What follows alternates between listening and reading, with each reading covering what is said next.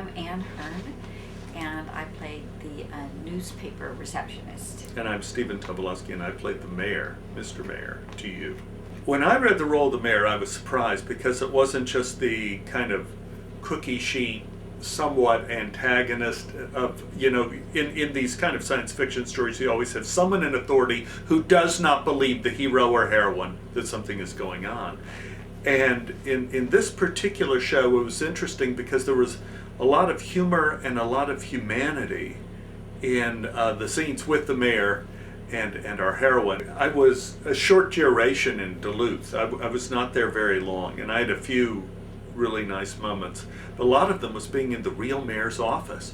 Did the real mayor get in trouble for that?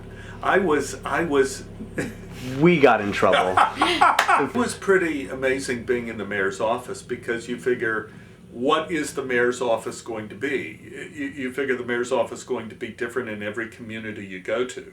But in Duluth, the mayor's office looks at Duluth. It's not an office that's filled with a lot of ego or awards or trappings of look what I did, but it's an office with windows that say, this is the city that I look out over. And it was amazing and beautiful to be in there. It felt kind of naughty. Kind of like when I used to go in my mother's closet when I was a boy. Well, not the same. That's supposed to go in there. But I'll tell you a couple really nice Duluth moments that happen when you work out of town on a film. One of which, when we finished shooting, we went to a bar. I think it was Wild Wings. And the bartender recognized me from other films. And we started this conversation. And I asked, how long you've been a bartender. He said, well, he wasn't a bartender. He was a high school teacher who did bartending in the evening. And so I asked him, well, what do you people do in the winter in Duluth? What happens in the winter of Duluth? Do you do winter sports? And do you hunt or whatever? And he looked at me like, we do nothing, man. Are you kidding? We don't do winter sports. You die if you do winter sports. He says, no, we have a VCR, we have DVDs, and we have lots of beer. And we sit in the basement and watch movies all winter. We don't do anything. So it's wonderful when you go on location and you get to talk to real people and you get real insights of the hell they live in. I remember I was on a special diet because of my heart surgery. And always film locations have terrible food. And the production, including the director and the producer, made sure that I had a special heart-healthy meal every time I was there on the set. They wouldn't have done that anywhere else. It was wonderful. And I wrote a song when I was there. And I went like, oh my God, I wrote a song while I was there. I mean, I had no negative moments. In my book, My Adventures with God, Simon & Schuster, you can get it at any bookstore. I'd written a song for Willie Nelson when I was in my 20s, and I was so desperate to be successful. I thought maybe I could be successful if I could write a song for Willie Nelson and he would buy it. And then I could use the money for acting class and or rent, and it would be a great story in The Tonight Show. And then 40 years later, I write this book, and somebody had read the story about my song for Willie Nelson, and he tweeted me and said, do you still have the song for Willie Nelson? And I did. Not because I just recorded it right before. I recorded it like a year or so before the book, but I recorded it right after I did the film in Duluth. Because I'd written the last verse to the song for Willie Nelson. When I re-recorded it, I re-recorded it because I wanted to have the whole song with the last verse. And so he said, well, send me the song for Willie Nelson, the guy in the tweet, because I'm standing next to him right now. I go, what? He says, yeah, I'm a producer now. I'm in New York doing a documentary on Willie Nelson. Read your book. I loved it. I just thought you would find it a hoot if you knew that Willie Nelson got your song written for him 40 years ago, 40 years late. But he got it. And in Duluth. I've shot out of town where the food the town food was live bug tacos, for real. That was when I was in Durango, Mexico. We were shooting One Man's Hero. They had live bug tacos on the street where they take a tortilla and they spread like sauce on it. Then they get a ladle of beetles, live beetles, and put it on and roll it up. Okay. The beetles stick to the taco sauce, and then the people eat the live bug tacos with the bugs crawling out of their mouth. You get that on the set sometimes.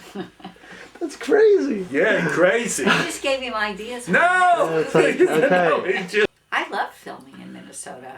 I hope we get to go back someday and see more of the state. It was beautiful.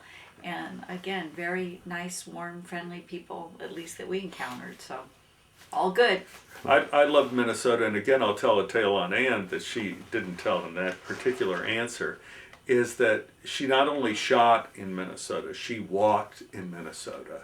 She made it her passion to walk in different directions through fields and through clover and through whatever to see what she could see in Minnesota. I did that river walk. If you want to talk truth about filming in Minnesota, it is the story that has come.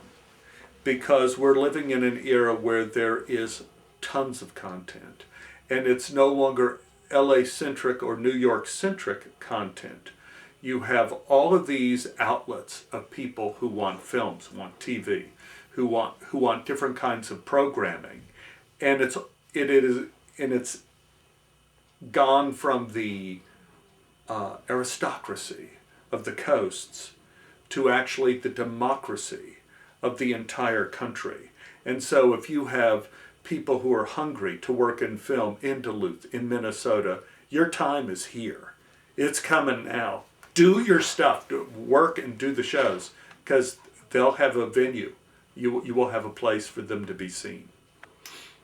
I don't think I'd heard of a deformed frog problem per se, but I feel like I had maybe heard of something similar, and maybe it was that, and it just, I digested it differently or remembered it differently. So it wasn't totally outside the realm of possibility. I knew it was based on something. How much or how little it was based in reality, I didn't know. But it was enough so that reading it, it was kind of like, this sounds kind of familiar. I think I've heard something sort of kind of maybe about something like this. That was my feeling. So it was great to draw you in.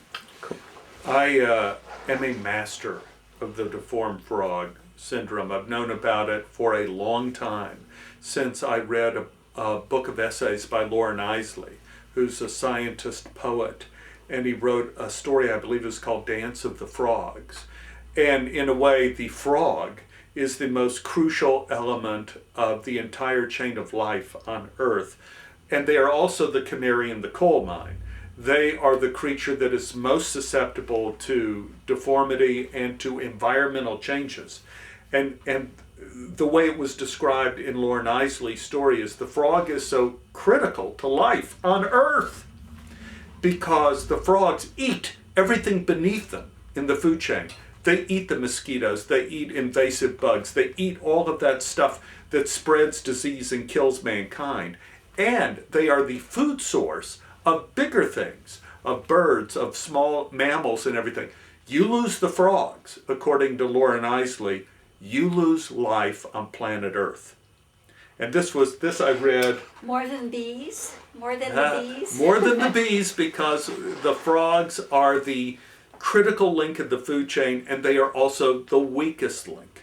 The most important link and most susceptible to deformity by environmental factors. So I learned about this. But not this specific case or Not instance, this right? specific, But not this specific case. But I learned about this a couple decades ago, and it's a real thing. It's a definite real thing. And I remember we used to catch frogs when I was a kid, and the whole thing was always trying to find one that had an extra leg or two tails or something like that. They're very susceptible to change. I've noticed this over the course of my career. Like Jim's specialty is like special effects and doing that. I've worked with directors in the past who came up through the ranks of creating special effects. And I also been directed by people who came up through the ranks of doing stunts.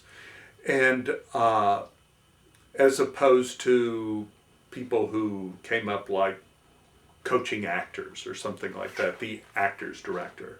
And when you work with a director who comes up through those ranks of either stunts or special effects, things go very quickly because it all has to be planned out in their line of work from before.